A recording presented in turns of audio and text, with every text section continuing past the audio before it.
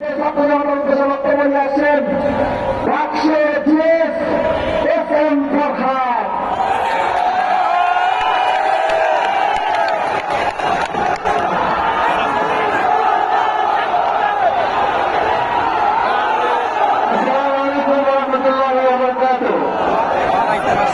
আজকের এই শহীদ হাদি চত্বরের জমায়েত যে সংগ্রামী ভাইরা, আপনারা নিশ্চয়ই জানেন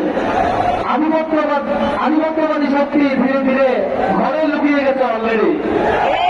আমাদের শহীদ আফরাদ ফাহাদকে হত্যা করার সময় আধিপত্যবাদী শক্তি সংঘবদ্ধভাবে পরিকল্পনা করে তাকে হত্যা করেছিল। আমরা কিছুই বলতে পারি না তখন।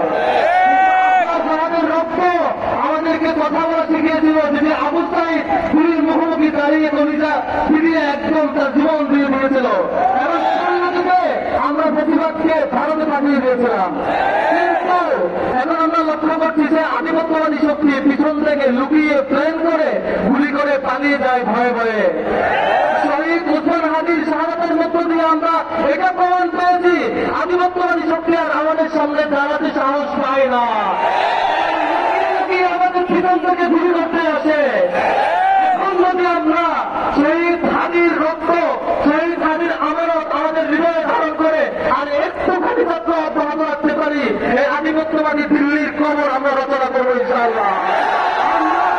আমরা শহীদ আফরাদ ফাহাদ করিয়ে আবু সাঈদ হয়ে আমরা প্রতিবাদকে দিল্লি বানিয়েছিলাম এবং শহীদ হাদির রক্ত পেরিয়ে আমরা আবারও শহীদ হতে চাই, যেখানে এই যে দিল্লির শক্তি আধিপত্যবাদী শক্তির কবর রচিত হবে ইনশাআল্লাহ। এই শহরে শহীদ হাদি চত্বরে সকল ছাত্র সংগঠন, সকল রাজনৈতিক সংগঠনকে আমরা আহ্বান জানিয়েছিলাম। অলরেডি অনেক সংগঠন আমাদেরকে সম্মতি জানিয়েছে। আজকে এখানে ডাকসু সহ সকল ছাত্র সংসদ এবং সকল রাজনৈতিক সংগঠন সহ আমরা একসাথে ঘোষণা দিতে চাই, দিল্লির দাবিদারি এই দেশে চলবে না ইনশাআল্লাহ। এই দেশে চলবে না ইনশাআল্লাহ। ইন্ডিয়াতে কোন মিডিয়া বাংলাদেশে চলতে পারবে না ইনশাআল্লাহ। ইন্ডিয়াতে কোন রাজনৈতিক শক্তি যারা ভারত থেকে তাকিয়ে ক্ষমতায় আসতে চায়, কোন দল কিছু ক্ষমতায় আসতে পারবে না ইনশাআল্লাহ। এদেশে সে দল ক্ষমতায় আসবে, এদেশে সে পত্রিকা চলবে, এদেশে সে সংবাদ মাধ্যম চলবে, এদেশে সে রাজনৈতিক দল চলবে যারা দিল্লির কর্মচারীর বিরুদ্ধে প্রকাশ্য কথা বলতে পারবে। আমাদের শহীদরা দিল্লির বিরুদ্ধে করতে গিয়ে জীবন দিয়েছে, আমাদের আফরাদ ফাহাদেরা ভারতের সমালোচনা করতে গিয়ে জীবন দিয়েছে, আমাদের আবু সাঈদরা দিল্লির কর্মচারী শক্তির বিরুদ্ধে বুক চিপিয়ে জীবন দিয়েছে, আমাদের শহীদ হাদিরা দিল্লির আধিপত্যবাদী বিরোধী, দিল্লির আধিপত্যবাদী শক্তির বিরুদ্ধে শাহাদাত হয়েছে।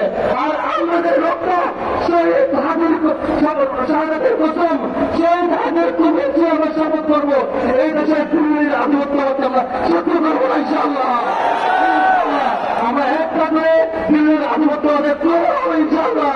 এদেশ পৃথিবীকে পথ দেখাবে কিভাবে আধিপত্যবাদকে প্রমাণ দিতে হয়। আমাদের করোনা পথ দেখাবে ইনশাআল্লাহ। আমার প্রশ্ন আছেন ইনশাআল্লাহ।